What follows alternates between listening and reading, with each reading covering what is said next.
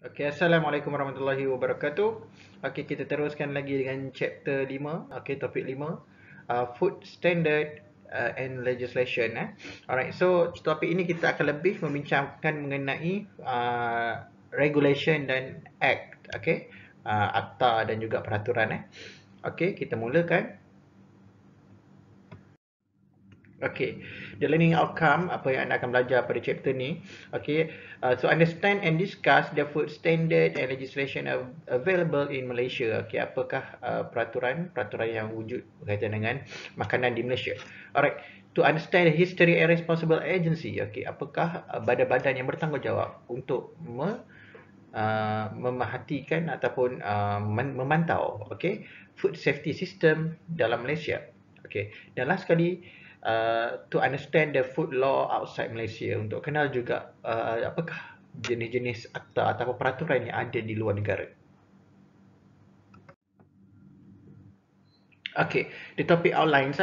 Okay, kita akan belajar mengenai history of modern food law and regulation. Okay, the Malaysia Standard Regulation. Okay, responsible agency regulation regarding food in Malaysia, food law outside Malaysia. Okay, basically semua berkaitan dengan peraturan lah. Okay, so okey, pertama kita akan cerita pasal akta. Okey, di Malaysia kita ada satu akta utama yang kita ikut, okey, yang kita patuh, iaitu Food Act 1983. Okey, itu adalah mother regulation lah, mother act. Okey, orang kata panduan utama kita, Food Act 1983. Okey, so persoalannya di sini, why we need Food Act? Kenapa kita perlukan akta ini? Kenapa kena ada akta makanan, Food Act? Okey. So Food Act, okey, dia bertujuan, okey, first the increase of foodborne illness. Okey. So kalau tak ada peraturan dan tak ada guideline untuk kita melaksanakan pembuatan makanan, okey, peraturan-peraturan berkaitan dengan makanan, alright, so kita bimbang makin banyak penyakit yang berkaitan dengan foodborne illness berlaku, keracunan makanan dan sebagainya lah. Alright, so bila ada satu garis panduan, so kita dapat mengelakkan, okay, penyakit foodborne illness daripada berlaku. Kita nak pastikan selamat lah, okay, jaga kesihatan rakyat kita. Alright, so then to protect consumer from health hazard and fraud, okay, untuk melindungi kita consumer, okay, daripada masalah kesihatan dan juga penipuan. Okey, sebab dalam act ini juga ada berkaitan dengan penipuan dan jenayah-jenayah yang boleh berlaku dalam industri makanan. Okey, so to make sure the quality of food, okey, untuk memastikan kualiti makanan kita, alright, dan juga food production is comply with the standard and guideline. Okay, so macam mana nak pastikan guideline, maksudnya nak pastikan kualiti makanan itu, okay, dengan membuat pematuhan, buat peraturan yang perlu dipatuhi oleh pengeluar-pengeluar, pengilang-pengilang makanan, supaya makanan yang dikeluarkan itu selamatlah. So ini basically kenapa kita perlu akta makanan, kenapa kita perlu regulation, peraturan. Okay, so kita cerita sedikit lah history of modern food law and regulation. Okay, apa dia punya sejarah dia. Alright, so basically, okay, benda ni bukan berlaku di Malaysia sajalah. Okay, dia diadaptasi daripada luar negara. Okay, daripada United States, US terutamanya. Alright, so ia berlaku pada tahun 1906. Okay, di United States, okay, dia dah start ada peraturan berkaitan dengan makanan. Alright, 1906. Alright, kalau di Malaysia kita belum merdeka lagi lah. So 1906, Pure Food and Drug Act. Okay, kat sana dia ada nama peraturan pertama yang diwujudkan tahun 1906 di US, iaitu Pure Food and Drug Act. Itu nama peraturan asas yang pertama lah, okay, yang ditubuhkan oleh kerajaan, okay, government US pada ketika itulah. So dia menceburi, maksudnya dia memantau, okay, dalam industri makanan dan juga drug business.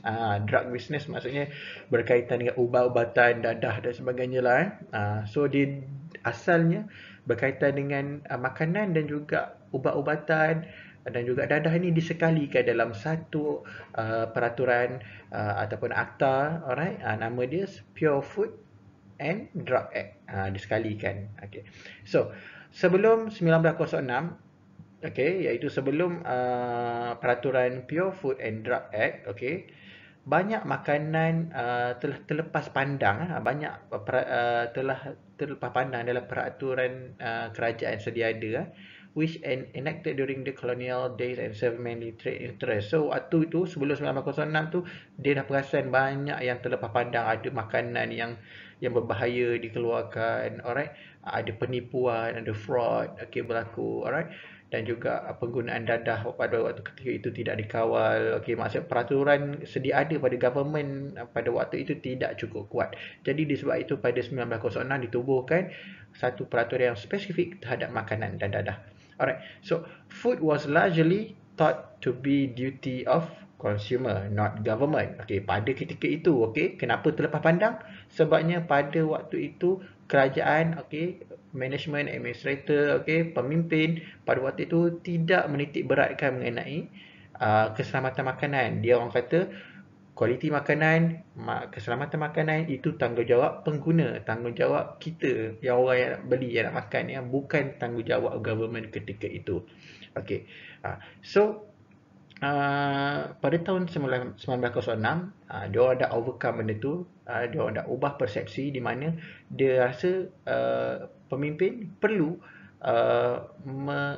mengawal, okey, dan menjaga mengenai keselamatan makanan untuk consumer. Alright, so sebab tu pada 1906 ditubuhkan Pure Food and Drug Act. Okey, so ini adalah akta yang pertama yang berkaitan spesifik berkaitan makanan yang ditubuhkan. Alright, so dia dapat mencegah apa bila dia buat peraturan ini? So dia boleh mencegah tindakan-tindakan jenayah seperti adulteration and misbranding. Okey, itu berkaitan dengan makanan. Nanti kita akan belajar apakah itu adulteration dan juga misbranding. Okey, alright. Okey. Okey. The Malaysian Standard Regulation. Okey, so kita nak cerita sekarang pasal regulation di Malaysia. So kalau di Malaysia, okey, di Malaysia pada tahun 1952, okey, pada waktu itu negara masih belum merdeka kan. Okey, kita masih bawah naungan penjajah British pada waktu itu. So kerajaan dah ada waktu tu, tapi kerajaan yang bukan kerajaan Malaysia sekarang ni lah. So pada waktu itu ada peraturan, okey, peraturan yang digunakan pakai untuk food and drug ni, yang diberi nama Sale of Food and Drug Ordinance and Regulation 1952. So di Malaysia itulah peraturan yang pertama. Okey. Tapi setelah kita merdeka, alright, so kita dah tambah baik. Kita dah tambah baik dan kita dah perketatkan sikit peraturan. Kita pergi kepada Akta Food Act yang kita guna sekarang, okey. Food Act 1983. Okey. Dan diteruskan dengan penambahbaikan lagi Food Regulation 1985. Ini turutan dia. Alright. So sekarang yang kita guna pakai utama adalah Food Act 1983, okey. Dan kita juga gunakan Food Regulation 1985 dan ada beberapa set law and regulation lain yang kita guna pakai. Tapi yang utamanya Food Act 1983 dan turut diikuti oleh Food Regulation 1985. Tapi nanti peraturan lain kita tengok apa jenis peraturan yang ada lagi yang wujud di Malaysia ini berkaitan dengan makanan.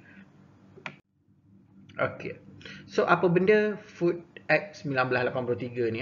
Okey. So ini adalah kita panggil satu guideline utama saya kata tadi. Okey, Food Act 1983. Alright, kita ada apa benda yang terkandung dalam Food Act 1983? Alright, kita ada berkaitan dengan Food Regulation 1985. Okey. Alright. So maksudnya kat sini, okey, di bawah akta 1983 ini diwujudkan beberapa set peraturan-peraturan lain. Okey, kenapa ada peraturan-peraturan lain? Okey, nama-nama peraturan ni saya sebut dulu nama peraturan ni. Alright, Food Regulation 1985, Food Hygiene Regulation 2009, right? Food issue health certificate for export fish and fish product to the European Union, Regulation 2009. Okay. Food Extension of Food Act 1983 of Tobacco and Others, Regulation 1993. Alright. Control of Tobacco Products, Regulation 2004. Alright. So, Food Act, okay, dia adalah akta yang merangkumi keseluruhan, okay, akta utama. Okay. So, di dalam Food Act ini ada sebahagian part yang tidak begitu spesifik, terlampau general berkaitan peraturannya. Okey.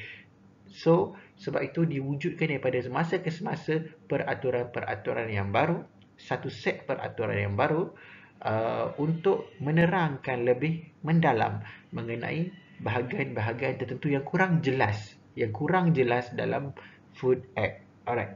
So, untuk Food Act 1983, okay, dimulakan dengan Food Regulation 1985. Okay, mungkin ada dalam tu dia highlightkan apa-apa part yang tidak jelas dalam Food Act 1983. And then kita ada Food Hygiene Regulation. Food Hygiene Regulation, okay, ini dia lebih menekankan mengenai hygiene. Okay, lebih menekankan mengenai hygiene. Alright, so kita ada juga regulation yang seterusnya, iaitu kita ada berkaitan dengan export fish. Kali ini cara untuk peraturan yang perlu kita patuhi untuk kita export produk-produk ikan, okay, ke negara-negara Europe. Very specific. Based on the topic, kita dapat tengok dia punya tajuk of regulation very specific. Okay, and then ada juga berkaitan dengan tembakau. Sebabnya tembakau adalah salah satu bisnes terbesar di Malaysia. Alright. So dia macam mana pengurusan tembakau itu. Dia tembakau pun dimasukkan di bawah kategori food punya peraturan juga. Alright. So ada tembakau ni ada dua. Alright. Ada tahun 1993 dan ada yang paling baru tahun 2004 lah. Okay. So tapi semuanya dihasilkan, okay, daripada Food Act 1983, cuma dia lebih spesifik dan lebih menjurus kepada satu topik. Alright. Okay. So kalau kau jumpa regulation ni, jangan kau pelik. Benda ni diguna pakai. So apa semua regulation ini dia berpandukan Food Act 1983. Right. Okay, so tadi overall mengenai dengan peraturan-peraturan yang wujud, nama-nama peraturan yang wujud di Malaysia. Alright, so kita akan go satu persatu sekarang. Okay, first kita go to the regulation yang paling tertinggi yang kita akan fokuskan hari ini, iaitu Food Act 1983. Alright, Food Act 1983, okay, 1983 is the parent act. Boleh kata ibu bapa segala akta-akta ataupun regulation yang ada di Malaysia, rujukan utama. Alright, Food Act 1983. Okay, the others five legislation, okay, peraturan-peraturan lain telah diwujudkan oleh Ministry of Health, okay, Kementerian Kesihatan, okay, di bawah kuasa yang diberikan oleh kerajaan, di bawah Akta Makanan Seksyen 34 tahun. Dalam Food Act ni dia ada seksyen-seksyen dia lah. Okay, Food Act 1983 seksyen berapa. Okay. So di bawah seksyen 24 ini dia ada kuasa diberikan kepada Kementerian Kesihatan Malaysia untuk menggubal undang-undang yang lain, yang lebih spesifik, yang lebih mendalam, yang tidak disebutkan dalam Food Act ini. Okay. So apakah objektif? Dia objektif of Food Act, okay. So point utama dalam Food Act ini, apakah dia punya tujuan adalah to protect public, untuk melindungi public. Okay, public ini consumer lah, orang ramai against health hazard and fraud. Okay, melindungi daripada masalah kesihatan, okay, dan juga penipuan. Okay, sewaktu pembuatan, preparation, okay, penyediaan makanan, sale, penjualan makanan, and the use of food, okay, dan cara penggunaan makanan. Alright.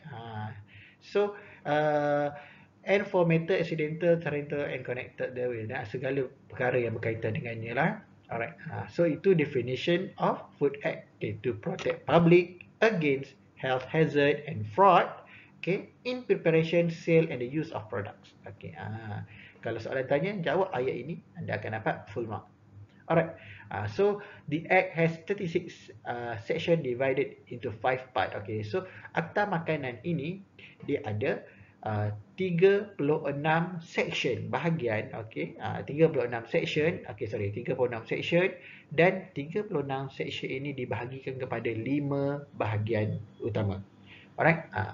Okay. So Food Act 1983 ni kita boleh dapatkan kat mana? Okay. Kalau kat sini kita ada kat library ada. Alright. Boleh tengok Food Act. Okay. Akta makanan. Alright. So dan juga kita boleh check online saja. Okay. Korang just Google saja, ada banyak site daripada Kementerian Kesihatan Malaysia. Okay. Mungkin boleh dapat dalam bentuk PDF, e-book. Alright. Dan juga boleh tengok online, kita boleh dapatkan maklumat mengenai apakah kandungan Food Act 1983. Alright.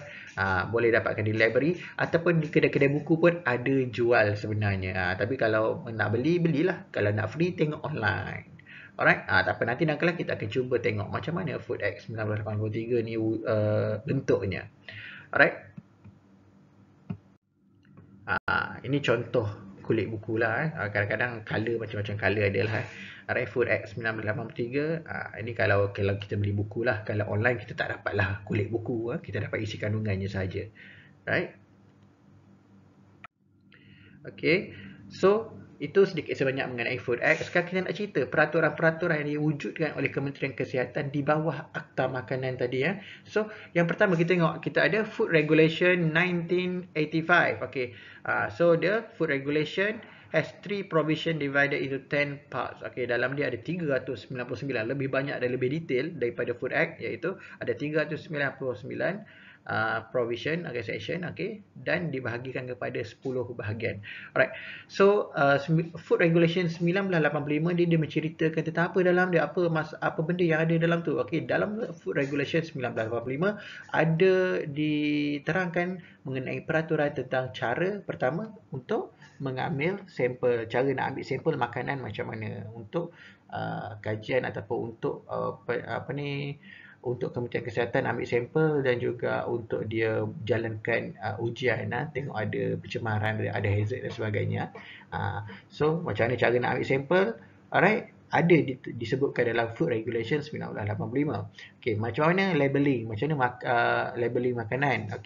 Labeling yang betul, peraturan mengenai labeling, apa yang kena ada dalam labeling boleh tengok dalam Food Regulation 1985.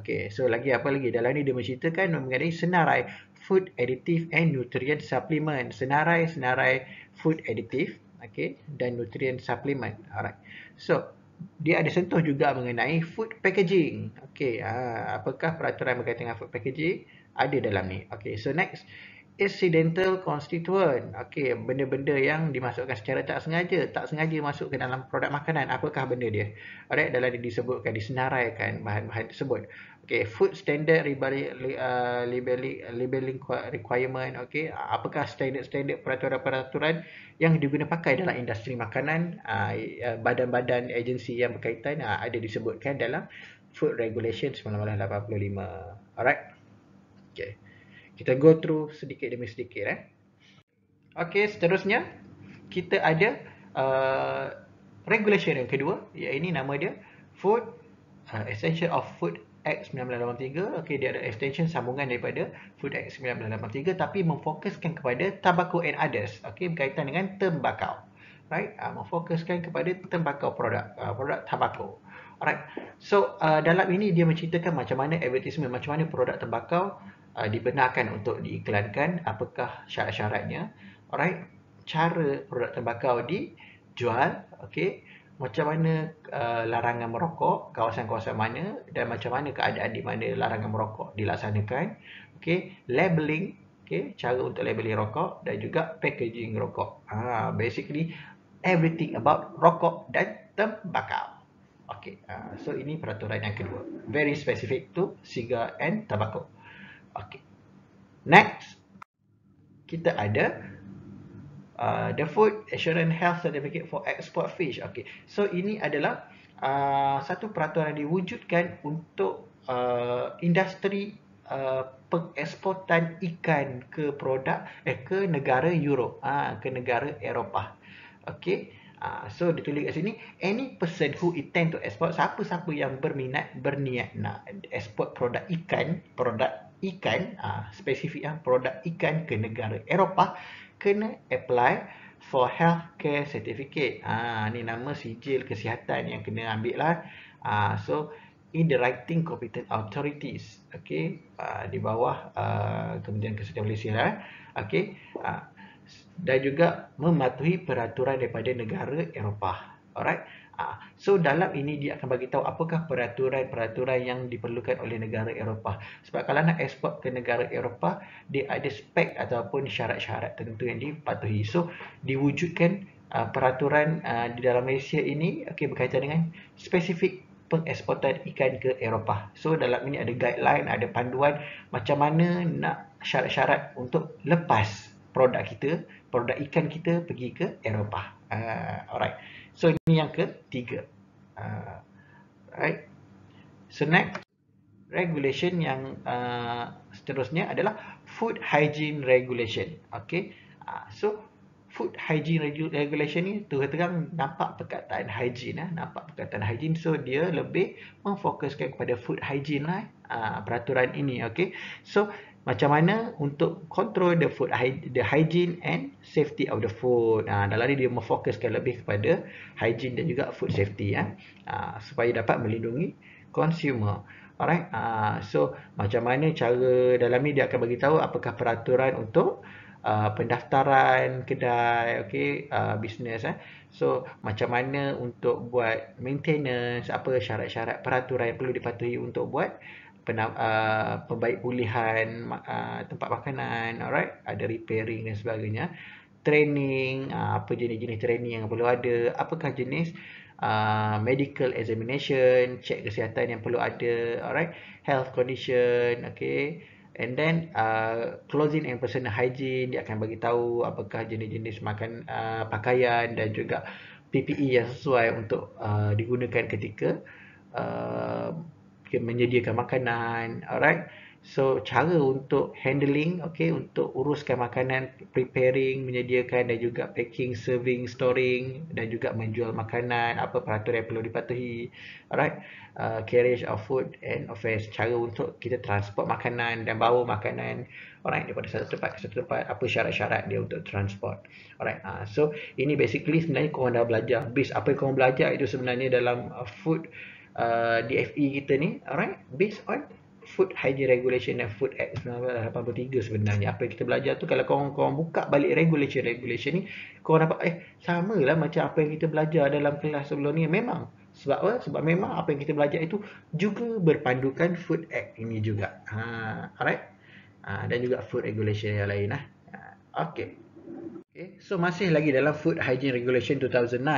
Okay, so apakah objektif utama hygiene regulation kita ni tadi? Okay, untuk memastikan food premise are hygienic, okay, and satisfactory in term of design and building. Design pun dicerita macam mana design bangunan untuk buat makanan lah. Korang kan belajar buat plan layout semua tu. Itu based on Food Hygiene Regulation 2009. Okay, so to ensure food handler maintain personal hygiene, okay, untuk memastikan pembuat makanan menjaga kebersihan dan menjaga hygiene lah, dan mengamalkan hygienic condition untuk mengelakkan kontaminasi. Alright. So next, to ensure equipment, untuk memastikan peralatan yang digunakan sesuai, bersih dan senang digunakan dan senang dicuci. Alright. Untuk facilitate, okay, next, untuk menguatkuasakan aktiviti berkaitan dengan food hygiene lah oleh penguatkuasa lah, Menteri Kementerian Kesihatan Malaysia ke, okay, orang yang enforce undang-undang ni, dia perlukan guideline. So guideline dia daripada Food Hygiene Regulation lah. So kalau ada apa isu, ada nak dakwa ke mahkamah ke, so dia akan refer pada akta yang telah digazetkan dalam kerajaan Malaysia ni. Alright. So next, to provide requirement for mandatory food safety assurance, HACCP, GHP. So nak menguatkuasakan apa yang kita tahu, standard-standard yang bagus seperti HACCP, HACCP, okay, GMP, okay. Alright, in food factories, okay. So GHP apa? GHP mungkin kita tak sentuh sebelum ni, okay. Dia GHP dan GMP lebih kurang saja, okay. Cuma GMP adalah Good Manufacturing Practices, GHP adalah Good Hygiene Practices. Tapi selalu kalau kita apply GMP, dah ada GHP kat dalam tu. So don't worry. Alright. Okay. Alright. So the Malaysia Standard and Regulation. Alright. So tadi kita dah tengok peraturan-peraturan yang asas, okay, asas di Malaysia. Okay. Tapi di sebalik Food Act Regulation ada juga akta-akta lain yang berhubung kait. Maksudnya tadi macam tadi dia direct kepada makanan. Yang ini mungkin akta-akta yang tidak direct kepada penyedia makanan, tidak direct kepada ni, tapi dia membantu menguatkan lagi Food Act kita tadi. So apakah akta-akta lain yang turut menyokong akta kita? Akta ini ada akta-akta lain yang berhubung kait dengan Food Act di mana ada peraturan dalam ini boleh kita relatekan dengan Food Act. So mengukuhkan lagi Food Act kita. Alright. So apakah legislation, okay, law yang ada? Okay. Pertama, Pesticide Act 1974. So berkaitan dengan penggunaan pesticide, okay, racun, perosak. So ada kaitan dengan makanan kan? Berkaitan dengan makanan ada. Okay. So makanan sayur-sayuran semua tu diguna pesticide untuk elakkan binatang perosak. Alright. So ada juga peraturan yang perlu dipatuhi. Kesinambungan. Okay. Sebab dalam Food Act dia tak ada cerita pasal cara peraturan untuk menggunakan racun perosak, haiwan perosak. So ada akta lain yang membantu, iaitu akta Pesticide Act 1974. Alright. So ada juga Fishery Act, okay, akta perikanan, okay. So industri ikan, okay, ada ternak ikan, ada nelayan semua. Dia pun ada akta yang dipatuhi dan dia menyokong Food Act. So ada bahagian-bahagian Food Act dia akan refer Fishery Act 1983, okay. Dan ada Veterinary Surgeon Act, okay. Ada berkaitan dengan veterina binatang, cara pembedahan, okay, sembelihan dan sebagainya lah, ada akta dia. Alright, dan last sekali Animal Ordinance, okay. So ni pun berkaitan dengan binatang. Sebab apa? Sebab kita ada sumber makanan kita daripada binatang, lembu dan sebagainya, ayam. Dia ada peraturan-peraturan yang diguna pakai berdasarkan akta-akta yang lain ini. Alright. Okay, so untuk setakat ni saya akan stop setakat sini dulu. Alright, nanti bahagian seterusnya kita akan membincangkan mengenai the Malaysian Standard and Regulation. So untuk kelas ini cuma setakat ini saja part 1. Okay, kita akan membincangkan nanti dalam kelas mengenai dengan regulation. Okay, law and regulation. Alright, kita habiskan mengenai law and regulation, baru kita masuk mengenai standard. Next part adalah food standard. Okay, so that's all for today. Thank you very much. Okay, nanti kita akan sambung dalam kelas untuk perbincangan yang lebih lanjut. Okay, Assalamualaikum.